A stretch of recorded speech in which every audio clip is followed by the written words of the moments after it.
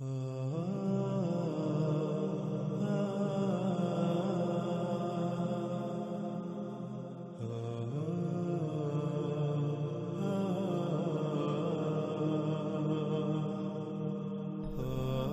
ناظرین، وہ تمام کے تمام انسان جو کھیتی باڑی سے تعلق رکھتے ہیں، جو کسان ہیں، وہ غور کریں کہ کیا انہوں نے دجال کو اپنا رب نہیں بنایا ہوا؟ کیا وہ نباتات اگانے کے لیے، فصلیں اگانے کے لیے اللہ سبحانہ و تعالیٰ پر، جس کا اللہ نے حکم دیا، یعنی فطرت پر انحصار کرتے ہیں، فطرت پر قائم ہیں، فطرت پر توکل کرتے ہیں، یا پھر وہ فصلیں اگانے کے لیے اسی ٹیکنالوجی پر، انہی ایجادات پر توکل کرتے ہیں؟ وہ زمین سے اگانے کے لیے کھادوں پر توکل کرتے ہیں، وہ زمین سے بہتر فصل کے لیے انہی ادویات پر، انہی سپرے اور طرح طرح کے کیمیکلز پر توکل کرتے ہیں؟ کیا وہ فطرتی بیج استعمال کرتے ہیں یا پھر جنیاتی بیج، جینیٹیکلی موڈیفائیڈ بیج، بہتر اور زیادہ پیداوار کے حصول کے لالچ میں؟ تو کیا آج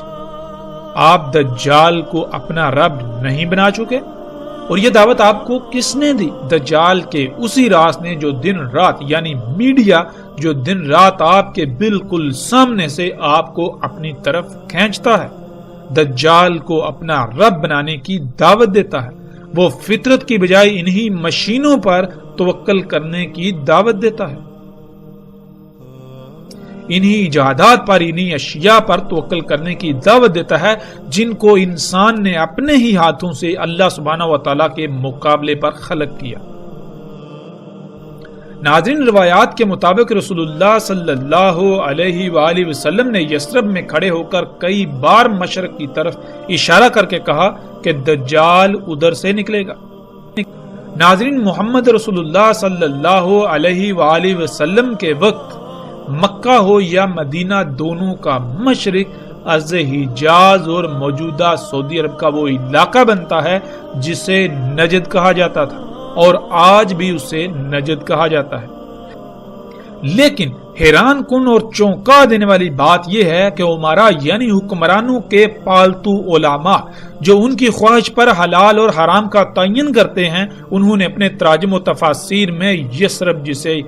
مدینہ کہا جاتا ہے، مدینے کے نام سے مشہور ہے، اس کا مشرق اور نجد عراق کو قرار دیا۔ لیکن جب ہم دنیا کا نقشہ اٹھا کر دیکھیں تو انسان ان علماء جو کہ امام الدجال ہیں، ان کے دجل پر حیران اور ششدر رہ جاتا ہے اور چونک جاتا ہے کہ عراق تو یثرب کے شمال میں واقع ہے، نہ کہ مشرق میں، جیسے کہ آپ سکرین پر دیکھ رہے ہیں۔ اس وقت سکرین پر آپ کو گوگل ارتھ، یعنی دنیا کا مصدقہ ترین نقشہ نظر آ رہا ہے، جس پر آپ اپنی آنکھوں سے دیکھ سکتے ہیں کہ عراق یثرب اور مکہ کے مشرق میں واقع ہے یا پھر شمال میں۔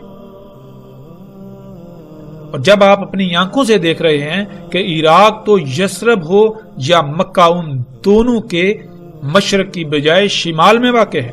تو پھر کیسے ان علماء دجال نے، علماء نے، ان حکمران کے پالتوں نے عراق کو نجد اور یثرب کا مشرق قرار دیا؟ اور اس سے بھی بڑھ کر حیرانی والی بات تو یہ ہے کہ آج تک کوئی ایک بھی انسان ایسا نظر نہیں آیا کہ جس نے تحقیق کی ہو اور اس دنیا کے نقشے کو سامنے رکھ کر اس دجل کو چاک کیا ہو۔ اور یہی بات اللہ سبحانہ و تعالیٰ نے قرآن میں اس طرح سے کہی کہ لوگوں نے، انسانوں نے اپنے ان ملاؤں کو، ان بڑوں کو اپنا رب بنا لیا۔ اور بالکل یہی بات محمد رسول اللہ صلی اللہ علیہ وآلہ وسلم نے بھی کہی تھی۔ اور جب صحابہ رضوان اللہ علیہم نے یہ سوال کیا کہ یا رسول اللہ صلی اللہ علیہ وآلہ وسلم، ایسا کیسے ہو سکتا ہے کہ کوئی اپنے ان ملاؤں کو اپنا رب بنا لے؟ تو رسول اللہ صلی اللہ علیہ وآلہ وسلم نے اس طبقے کے بارے میں کہا تھا کہ یہ طبقہ جس کو حلال کہے لوگ اسے حلال مان لیتے ہیں، اور جسے یہ حرام کہیں آنکھیں بند کر کے اسے یہ حرام مان لیتے ہیں۔ اور رب بنانا کیا ہوتا ہے؟ اور آج دنیا میں انسانوں کی اکثریت نے اپنے ان ملاؤں کو اپنا رب بنایا ہوا ہے۔ ہر لحاظ سے دینی معاملات میں، علم کے معاملات میں انہی پر انحصار اور انہی پر توکل کرتے ہیں۔ جس کو یہ حلال کہیں اس کو حلال جانتے ہیں، جس کو یہ حرام کہیں اس کو حرام جانتے ہیں۔ کوئی ایک بھی ایسا نظر نہیں آتا کہ جو غور و فکر کرے۔ اللہ سبحانہ و تعالیٰ نے قرآن میں بار بار غور و فکر کرنے کا حکم دیا۔ اللہ سبحانہ و تعالیٰ نے کہا ہم نے تمہیں آنکھیں، کان اور دل اس لیے دیے تاکہ تم ان سے غور و فکر کرو۔ جو تم ان آنکھوں سے ظاہر دیکھتے ہو، جو تم ان کانوں سے سنتے ہو، اس کے پیچھے کیا ہے، اس کے پیچھے جو بعد میں جو سامنے آئے گا اس کو پہلے جاننے کے لیے، تاکہ تم آئندہ کا لاہ عمل طے کر لو۔ دل سے غور و فکر کرو۔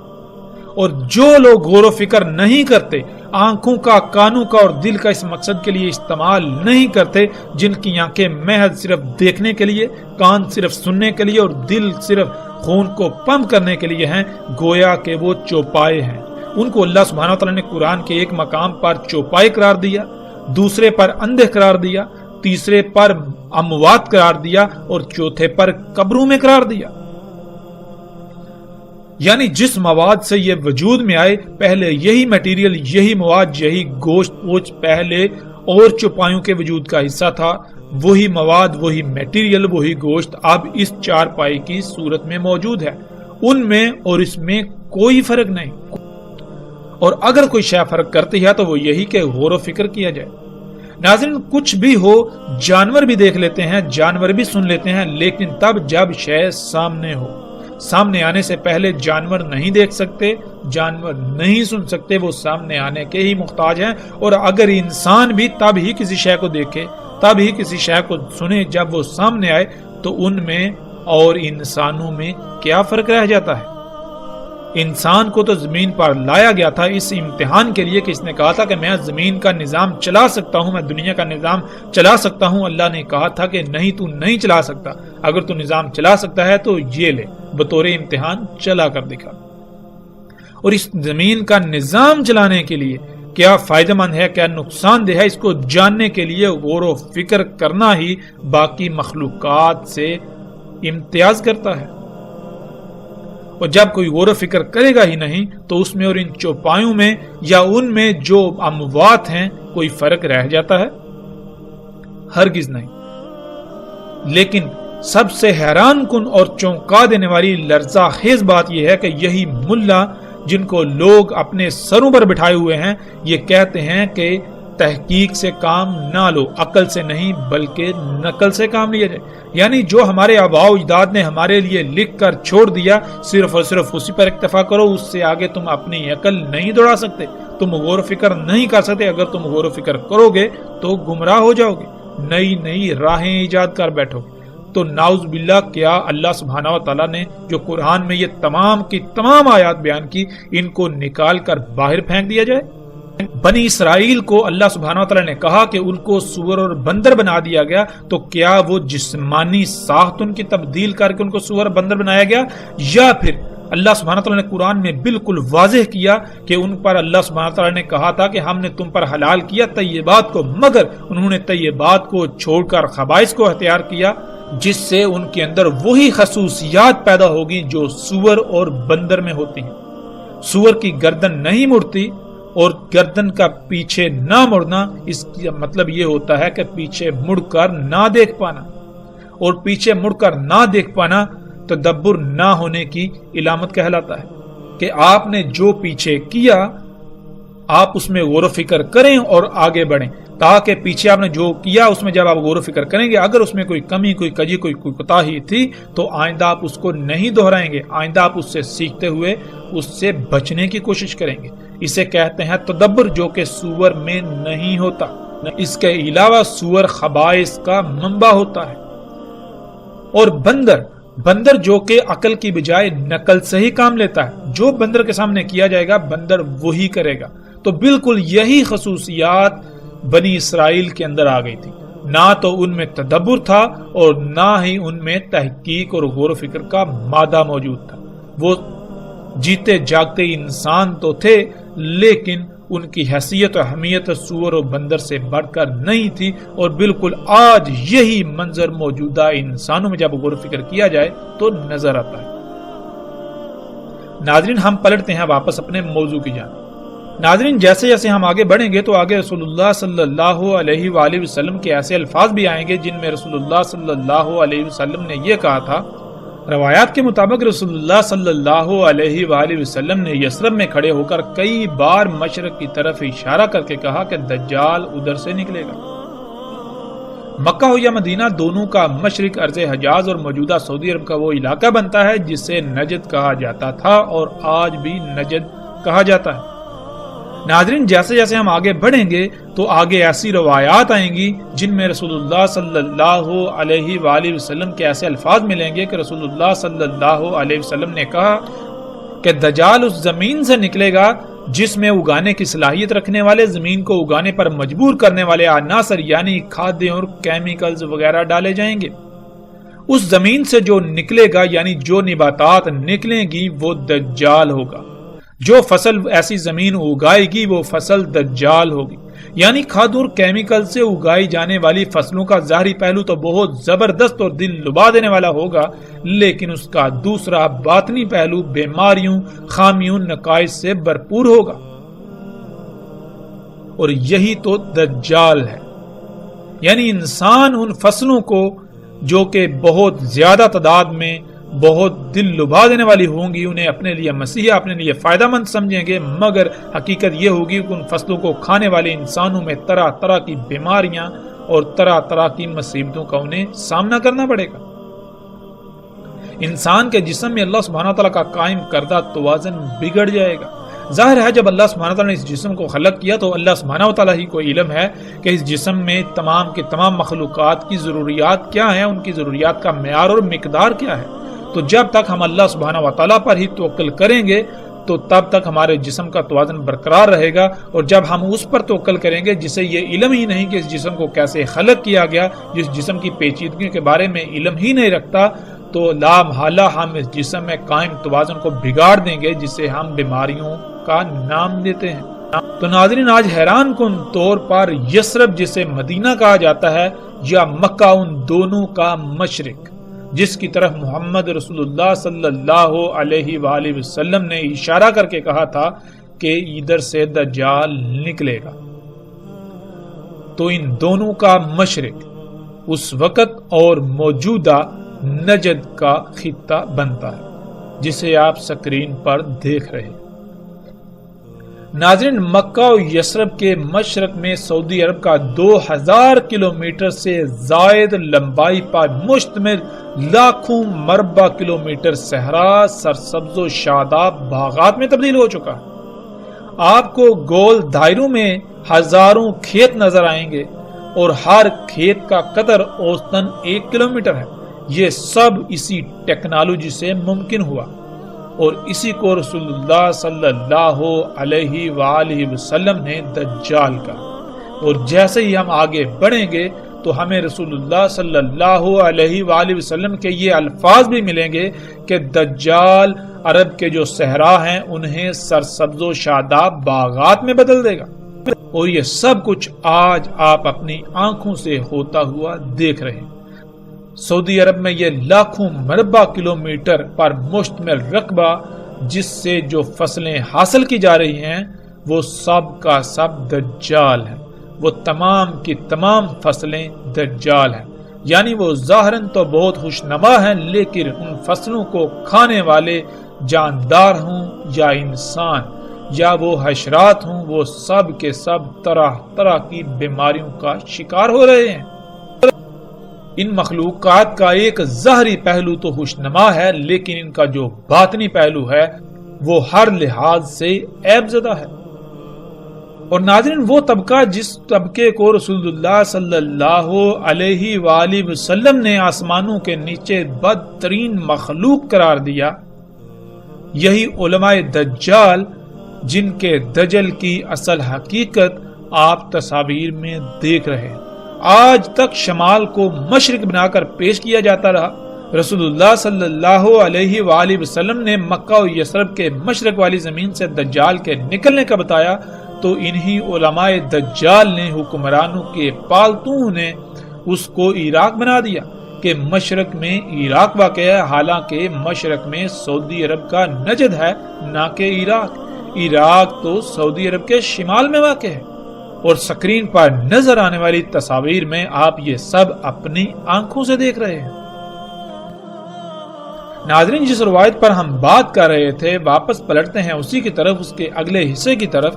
اس کے اگلے حصے میں رسول اللہ صلی اللہ علیہ وآلہ وسلم نے کہا، اور زمین کو امر کرے گا پس وہ اگائے گی، پس ان پر طاقتور سپرے کرے گا، وہ فصلیں اور جانور وغیرہ جلدی بڑے ہو جائیں گے۔ نہیں تھا ان کے لیے کیا گیا اتنا جلدی بڑا ہونا، اور ضرورت سے زیادہ ان کے تھن دودھ سے بھر جائیں گے اور محدود وقت میں شکم بار ہو جائیں گے۔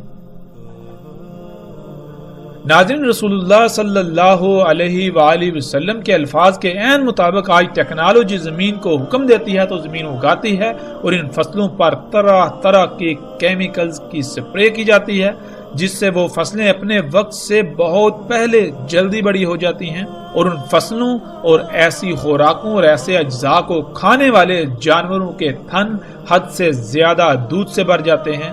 اور انہی فصلوں کو کھا کر جانور موٹے تازے ہو جاتے ہیں۔ یہ سب کچھ آج ہم اپنی آنکھوں سے ہوتا ہوا دیکھ رہے ہیں۔ نہ صرف ہوتا ہوا دیکھ رہے ہیں بلکہ ہم خود بھی اسی ٹیکنالوجی کو اپنا رب بنائے ہوئے یہی سب کچھ کر رہے ہیں۔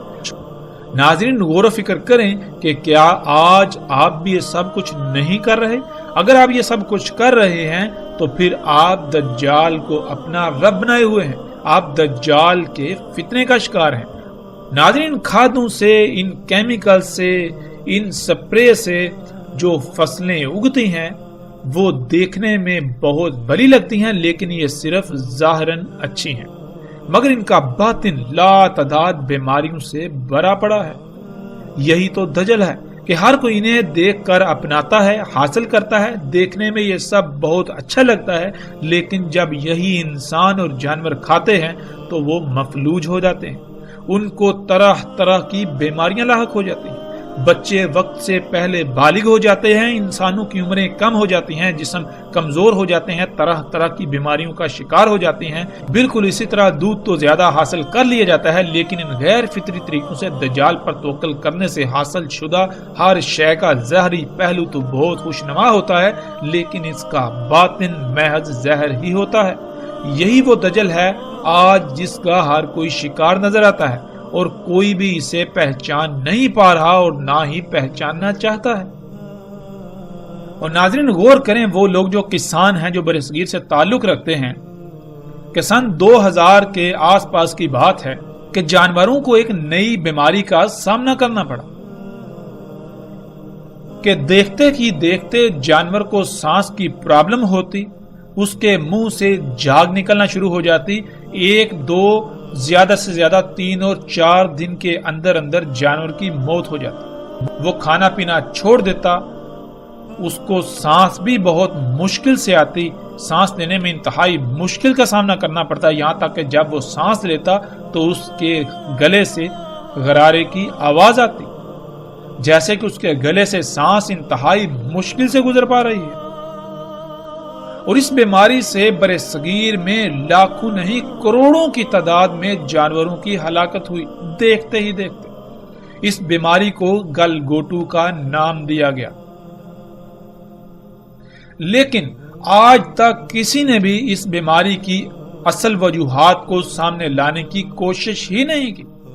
کسی نے آج تک کسانوں کو اس کی حقیقت کے بارے میں نہیں بتایا۔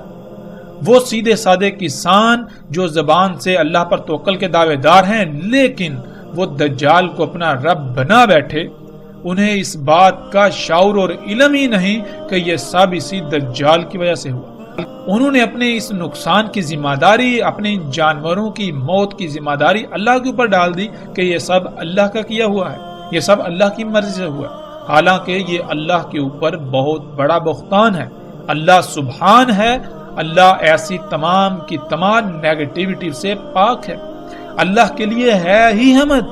تو کیسے اس چیز میں حمد ہو سکتی ہے؟ جس میں خامیاں، خرابیاں اور کوتاہیاں ہوں، کجیاں ہوں۔ اللہ کہتا ہے میں اپنے کسی کام میں کوئی کجی نہیں چھوڑتا، کوئی عیب نہیں چھوڑتا، کسی قسم کی کوئی لاپرواہی نہیں کرتا، کوئی کوتاہی نہیں کرتا۔ میری ہر خلق، ہر شے، میرا ہر کام ہر لحاظ سے پرفیکٹ ہوتا ہے، اس میں حمد ہوتی ہے۔ تو ہم نے کیسے یہ جرت کی کہ اس اتنے بڑے الزام کو اللہ سبحانہ تعالیٰ کے اوپر عائد کرنے کی؟ اور ناظرین، حقیقت کیا ہے؟ ناظرین، حقیقت یہ ہے کہ سن 2000 کے آس پاس بر صغیر میں پہلی بار وہ سپرے مارکیٹ میں آئے، وہ سپرے مارکیٹ میں لائے گئے جنہیں آج فصلوں پر چھڑکا جاتا ہے۔ ان کیمیکل کمپنیوں نے مال کو پانی کی طرح بہایا، لوگوں کو خریدا، اپنے ایجنٹوں کو حرکت میں لائے، جس سے انہوں نے دن رات ایک کر کے کسانوں کو لالچ دے کر اپنے ان سپرے، اپنے ان کیمیکلز، ادویات کو بیچا۔ جب کسانوں نے ان ادویات کا، ان کیمیکلز کا بذریعہ سپرے اپنی فصلوں پر استعمال کیا تو فضا زہر آلود ہو گئی۔ وہ زہر آلود فضا سب سے زیادہ جانوروں پر اثر انداز ہوئی۔ دیکھتے ہی دیکھتے لاکھوں نہیں کروڑوں کی تعداد میں جانوروں کی اموات ہونا شروع ہوئی۔ کسی کو علم ہی نہیں ہوتا تھا کہ ہمارے گاؤں میں، ہمارے علاقے میں کسی نے پہلی بار یہ سپرے کی ہے جس سے فضا زہر آلود ہو گئی۔ اس فضا میں سانس لینے کی وجہ سے ہمارے جانوروں کی یہ حالت ہے۔ سب اس بات سے غافل، اس پہلو سے غافل، انہیں ادویات، انہیں کیمیکلز کے حصول میں لگے رہے اور انہیں اپنی فصلوں پر بذریعہ سپرے چھڑکتے رہے، جس سے پھر شروع کے کئی سال کچھ وقت تو جانوروں کو اموات کا سامنا کرنا پڑا، لیکن بعد میں جو جانور اسی فضا میں پلے بڑھے وہ اس کے عادی ہو گئے۔ روایت کے اگلے حصے میں رسول اللہ صلی اللہ علیہ وآلہ وسلم نے یہ کہا، پھر آئے گا ایک قوم کے پاس، یعنی لوگوں کے پاس انہیں دعوت دے گا، پس وہ پھیر دیں گے اس پر اس کے قول کو، پس وہ لوٹ جائے گا، پس وہ بنجر ہو جائے گی، کچھ بھی نہیں آئے گا ان کے اموال میں سے ان کے ہاتھوں میں، یعنی وہ دجال کے حکم کے بغیر اگائیں گے تو کچھ بھی نہیں اگے گا، جیسے کہ زمین بنجر ہوتی، یوں ان کے اموال سے کوئی شے ان کے ہاتھ میں نہیں رہے گی۔ جب زمین دجال کے حکم یعنی کھادوں وغیرہ اور مصنوعی بیجوں کے بغیر کچھ اگائے گی نہیں تو پھر ظاہر ہے ان کے اموال بھی ختم ہو جائیں گے، نہ ہونے کے برابر ہو جائیں گے، انہیں دنیاوی لحاظ سے خسارے کا سامنا کرنا پڑے گا۔ جانور دودھ وغیرہ نہ ہونے کے برابر دیں گے، بلکہ ان کے جانور زندہ ہی بمشکل رہیں گے۔ ناظرین، آپ آج یہ سب اپنی آنکھوں سے دیکھ رہے ہیں کہ دجال دعوت دیتا ہے، یعنی میڈیا پر کمرشلز آتی ہیں، ایڈورٹائزمنٹس آتی ہیں، جن میں طرح طرح کے مصنوعی بیجوں کی طرف دعوت دی جاتی ہے اور زیادہ اور دل لبا دینے والی پیداوار حاصل کرنے کے لیے کھادوں کے استعمال کی طرف دعوت دی جاتی ہے، یعنی یہ کہ ٹیکنالوجی کو اپنا رب بنانے کی دعوت دی جاتی ہے۔ اپنی ضروریات کو پورا کرنے کے لیے، اپنی ضروریات کو وجود میں لانے کے لیے انہی مشینوں، انہی اشیاء، اسی ٹیکنالوجی پر توکل کر دیں، اسی پر انحصار کرنے کی دعوت دی جاتی ہے۔ اور جو لوگ اس دعوت پر ایمان لاتے ہیں، اس دعوت کو یعنی میڈیا کی ان باتوں کو تسلیم کرتے ہوئے عمل کرتے ہیں، ٹیکنالوجی کو اپنا رب بناتے ہیں، تو ان کے کھیت حد سے زیادہ پیداوار دیتے ہیں، ان کے جانور حد سے زیادہ دودھ دیتے ہیں، ان کے جانوروں کی کوکھیں محدود وقت میں بڑھ جاتی ہیں، وہ خوشحال نظر آتے ہیں۔ لیکن جو لوگ جان جاتے ہیں کہ یہ سب دجل ہے، بے شک دیکھنے میں یہ سب اچھا ہے، لیکن یہ صرف اور صرف فساد ہے، اس طرح حاصل کر کے جو کچھ بھی استعمال کیا جائے گا اس کا انتہائی درجے کا نقصان ہے۔ ہر شے ابدار ہوگی، بیماریاں بڑھیں گی، بچے معذور اور مفلوج پیدا ہوں گے، اسی طرح ہر شے میں نقائص و خرابیاں پیدا ہو جائیں گی۔ تو وہ لوگ ٹیکنالوجی کو رب بنانے کے بجائے فطرت پر انحصار کرتے ہوئے جب قدرتی بیج استعمال کرتے ہیں اور کھادوں کے بغیر، اس ٹیکنالوجی کے بغیر اگاتے ہیں، بارشوں پر انحصار کرتے ہیں، تو نتیجہ یہ نکلتا ہے کہ گویا ان کی زمین بنجر ہے، کچھ بھی نہیں اگتا، اور پھر ایسے حالات میں دنیا جہنم سے کم نہیں رہ جاتی۔ ایسے حالات میں پھر ثابت قدم رہنا انتہائی مشکل ہو جاتا ہے، اور اسی کا رسول اللہ صلی اللہ علیہ وآلہ وسلم نے حکم دیا تھا کہ اے اللہ کے غلاموں، یعنی اے وہ لوگوں جو اس وقت، اس دوران اللہ کی غلامی کر رہے ہوگے، ڈٹے رہنا، اللہ کی غلامی پر ثابت رہنا۔ یہ حقیقتاً ایسا فتنہ ہے کہ اس سے عظیم فتنہ کوئی اور ہو ہی نہیں سکتا۔ آج ہم اپنی آنکھوں سے دیکھ رہے ہیں کہ اکثریت نے دجال یعنی ٹیکنالوجی کو اپنا رب بنایا ہوا ہے۔ پھر اسی روایت کے اگلے حصے میں رسول اللہ صلی اللہ علیہ وآلہ وسلم نے کہا، اور امر کرے گا اس سے یعنی زمین کو اپنے ان آلات کے ذریعے جن آلات سے زمین کو پھاڑا جاتا ہے، زمین میں سوراخ نکالے جاتے ہیں، زمین کو کھودا جاتا ہے، ایسے آلات سے زمین کو پھاڑے گا، اس میں سوراخ کرے گا زمین کی گہرائیوں سے کچھ نکالنے کے لیے، ان آلات کے ساتھ زمین کو پھاڑے گا، اسے کھوکھلا کرے گا، کمزور کرے گا، پس کہا جائے گا اس کو یعنی زمین کو نکال اپنے خزانے، پس اس سے یعنی ان آلات کی مدد سے ان آلات کے پیچھے زمین اپنے خزانے ایسے نکال دے گی جیسے کھجور کی شاخیں۔ ناظرین، اسی ٹیکنالوجی کی مدد سے آج زمین کو پھاڑا جاتا ہے، یعنی زمین کو یہ امر کیا جاتا ہے کہ تو اپنے خزانے باہر نکال، اپنی وہ قیمتی ترین اشیاء جو تو نے اپنے اندر چھپا کر رکھی ہوئی ہیں ان کو باہر نکال۔ انہی مشینوں سے آج زمین کو پھاڑا جاتا ہے، اسے کھوکھلا کیا جاتا ہے۔ زمین کے خزانے اسی ٹیکنالوجی کے پیچھے بالکل اسی طرح نکلتے ہیں جیسے کہ کھجور کی شاخیں ہوں۔ ناظرین، سب سے پہلے کھجور کی شاخوں کو دیکھیں اور اس کے بعد رسول اللہ صلی اللہ علیہ وآلہ وسلم کے الفاظ کو ذہن میں رکھتے ہوئے تصاویر کو دیکھیں تو آپ چونک جائیں گے کہ کیسے رسول اللہ صلی اللہ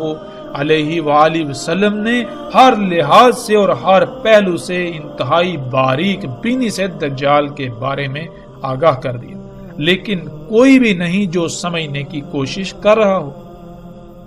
آپ سکرین پر نظر آنے والی یہ تصاویر دیکھ رہے ہیں کہ بالکل کھجور کی شاخوں کی طرح زمین کو پھاڑا جاتا ہے اور اس کے خزانے یعنی اس کی قیمتی ترین شے جسے آج خام تیل کہا جاتا ہے اس کو باہر نکالا جاتا ہے، اور اس سے پھر پوری دنیا کو انسانوں نے اپنے لیے جنت یعنی آسائشوں، سہولتوں اور آسانیوں سے بری ہوئی جگہ بنا دیا۔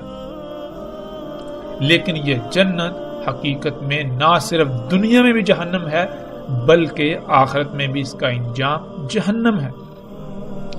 دنیا میں کوئی بھی اس کو جہنم کہنے کو تیار ہی نہیں، اس کے باوجود کہ پوری دنیا کو ہر طرح کے سخت ترین حالات اور ہلاکتوں کا سامنا ہے، وہ سب اسی کی وجہ سے۔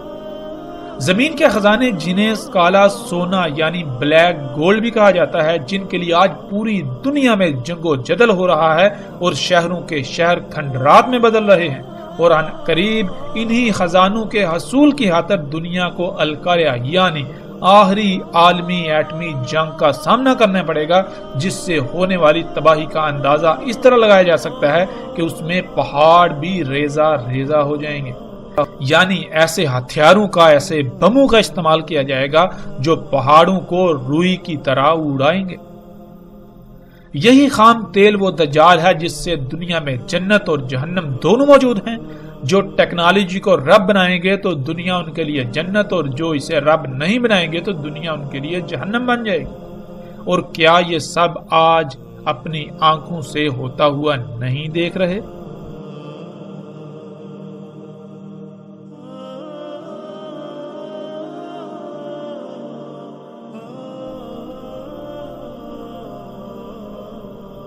بلا شک و شبہ آج ہم یہ سب اپنی آنکھوں سے ہوتا ہوا دیکھ رہے ہیں۔ اس کے باوجود اگر ہم حقائق سے آنکھیں چرانا چاہتے ہیں، آنکھیں بند کر کے انہی طرح طرح کی کہانیوں کو سننا چاہتے ہیں، انہی کو تسلیم کرنا چاہتے ہیں، محظوظ ہونا چاہتے ہیں، تو فیصلہ ہمارے ہاتھ میں ہے۔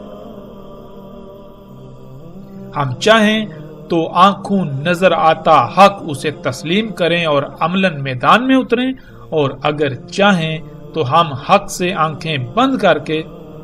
دین کو قصے و کہانیوں کا نام دیتے ہوئے انہی قصے و کہانیوں سے محظوظ ہوتے رہیں اور اس طبقے کو جو اپنے کو علماء کہلاتا ہے اسے سر پر بٹھائے ہوئے اس کو اپنا رب بنائے رہیں۔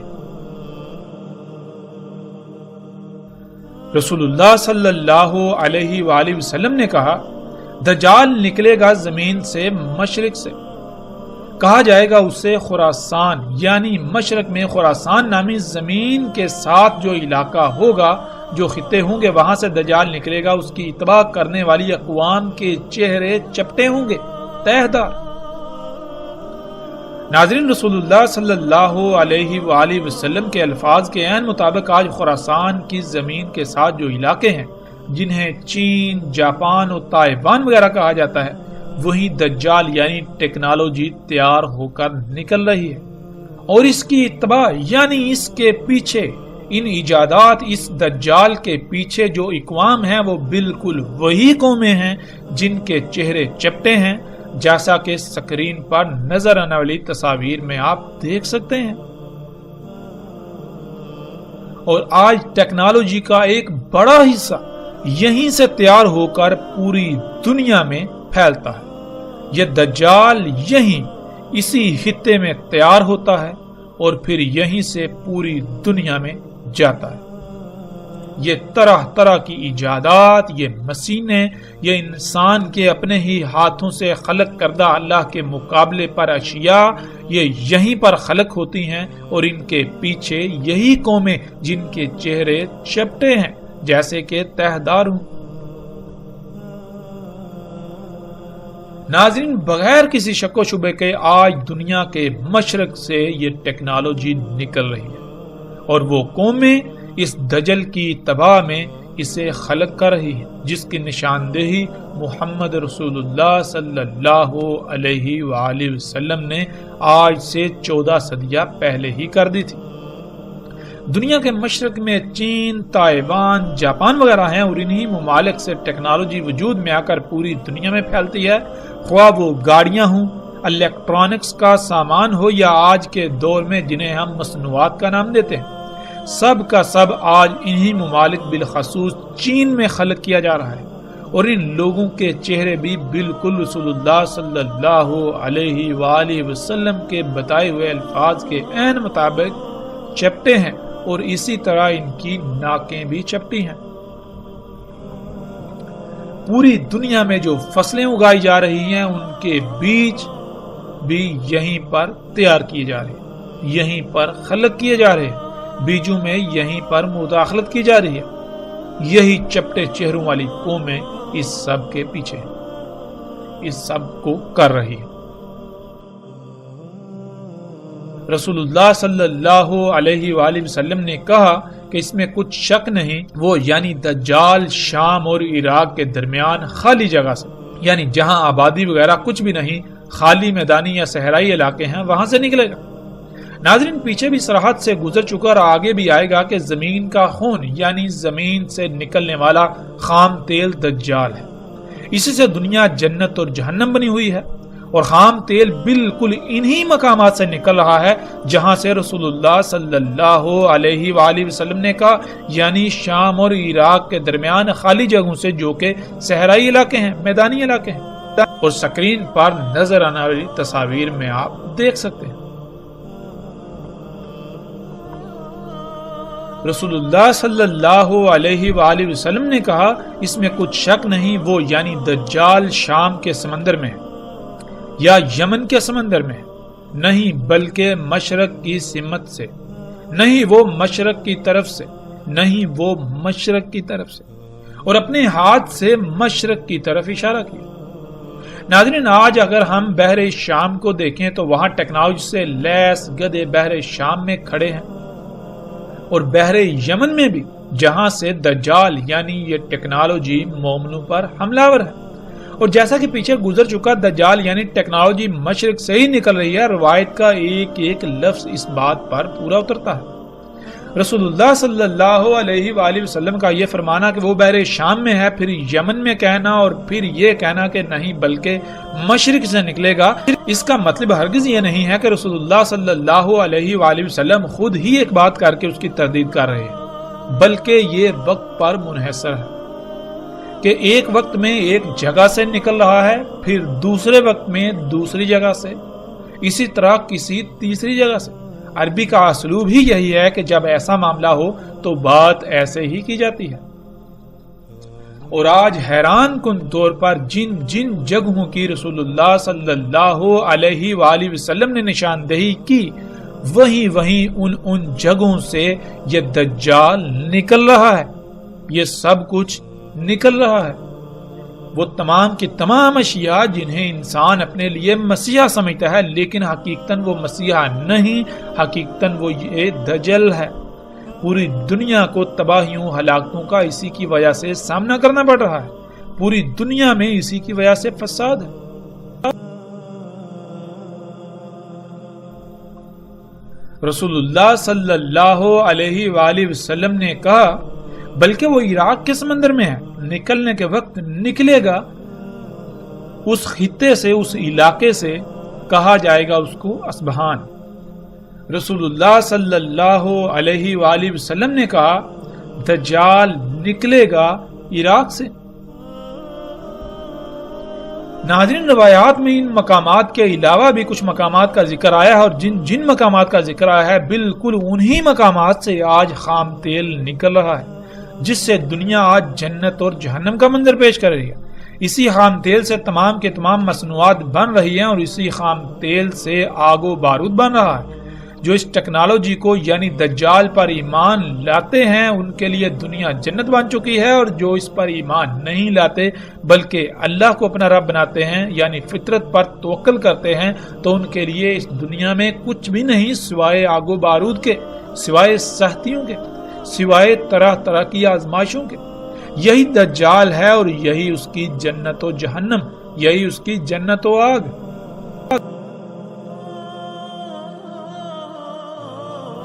رسول اللہ صلی اللہ علیہ وآلہ وسلم نے کہا اس میں کچھ شک نہیں، ٹھیک کرے گا پیدائشی اندھے کو اور برس یعنی جزام کوڑ کے مریضوں کو، اور حیات دے گا موت کو، اور کہے گا انسانوں کو میں تمہارا رب ہوں، یعنی اپنی تمام کی تمام ضروریات کو پورا کرنے کے لیے مجھ پر ہی توکل کرو، مجھ پر ہی انحصار کرو۔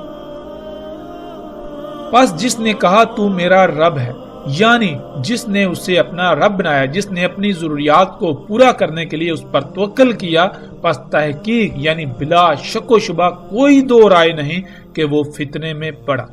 اور جس نے کہا کہ اللہ میرا رب ہے، یعنی جس نے اپنے آپ کو فطرت پر قائم کیا، جس نے اپنی ضروریات کو پورا کرنے کے لیے فطرت پر انحصار کیا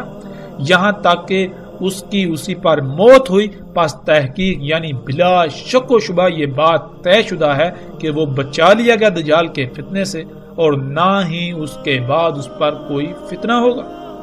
اور نہ عذاب۔ پس رہے گا زمین میں، یعنی دجال زمین میں رہے گا جتنا اس کا رہنا اللہ کے قانون میں ہے، اور زمین پر رہنا اس کا اللہ کے قانون میں کتنا ہے، جب تک کہ عیسیٰ ابن مریم علیہ السلام نہ آ جائے۔ پھر آئیں گے عیسیٰ ابن مریم علیہ السلام مغرب سے پہلے، یعنی امت محمد کے یوم کے بالکل آخر میں، سات کے بالکل قریب، تصدیق کریں گے محمد علیہ السلام کی ایک ایک بات کی انہی کی کہی ہوئی باتوں سے، یعنی محمد علیہ السلام نے اپنی موجودگی کے وقت جس سے بھی متنبہ کیا، جو ہدایات و رہنمائی کی، جسے دجال کہا،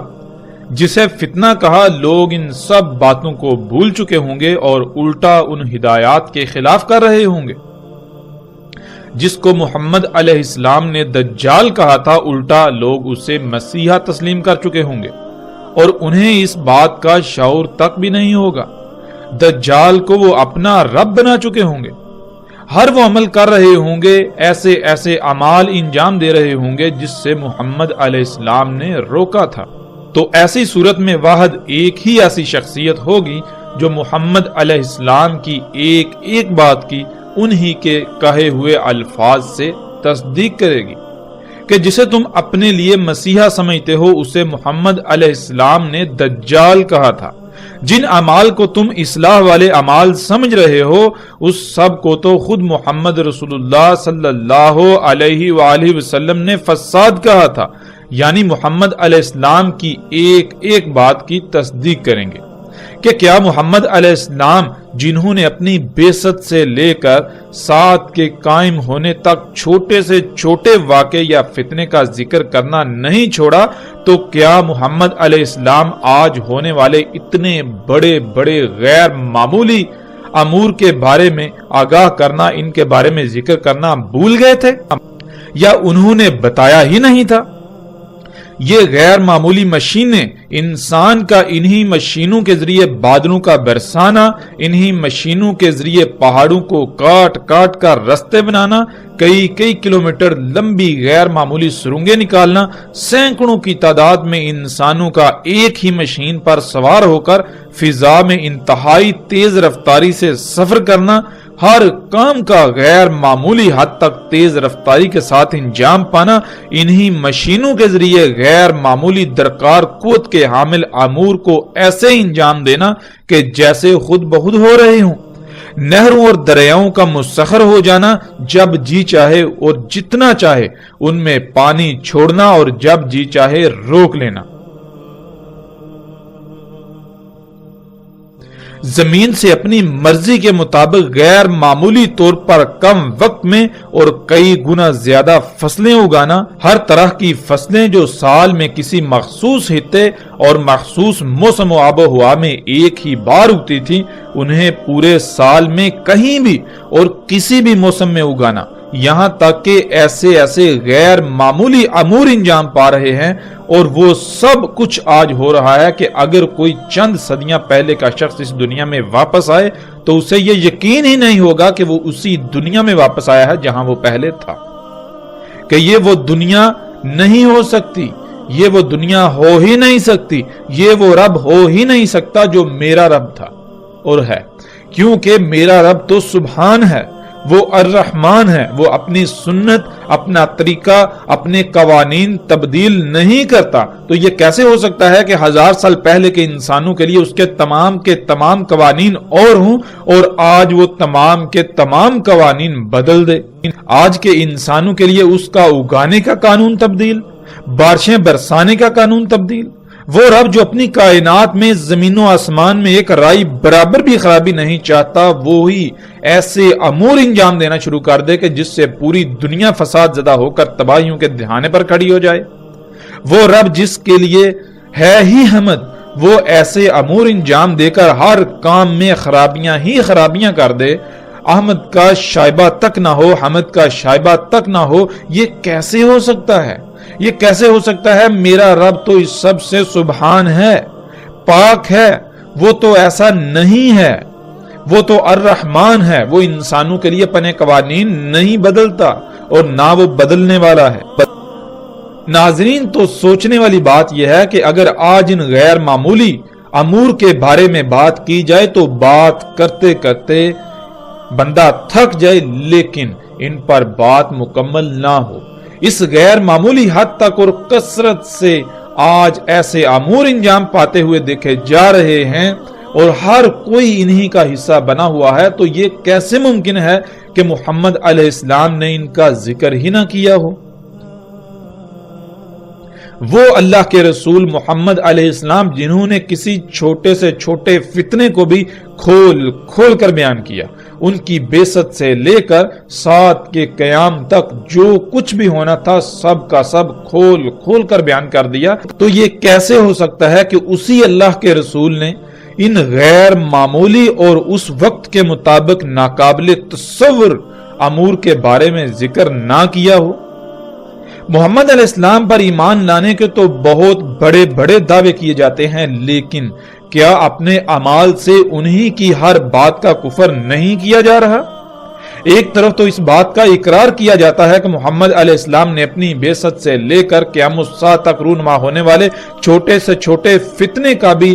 ذکر کرنا نہیں چھوڑا اور دوسری طرف یہ تسلیم کرنے کو تیار ہی نہیں کہ آج اتنے بڑے بڑے غیر معمولی امور کے بارے میں کچھ بتایا ہو۔ محمد علیہ السلام نے سب کچھ بتایا، لیکن لوگ وہی کریں گے جو پہلی قوموں نے کیا، اور وہی ہوا۔ تو ایسی صورت میں محمد علیہ السلام نے کہا تھا کہ واحد ایک ہی شخصیت ہوگی جو میری ایک ایک بات کی میرے ہی کہے ہوئے الفاظ سے تصدیق کرے گی، اور وہ عیسیٰ ابن مریم علیہ السلام ہوں گے۔ تصدیق کریں گے محمد علیہ السلام کے ساتھ اور ان کی ملت پر ہوں گے، پس قتل کریں گے دجال کو، پھر اس میں کچھ شک نہیں، جو ہے وہ 7 کا قیام ہوگا۔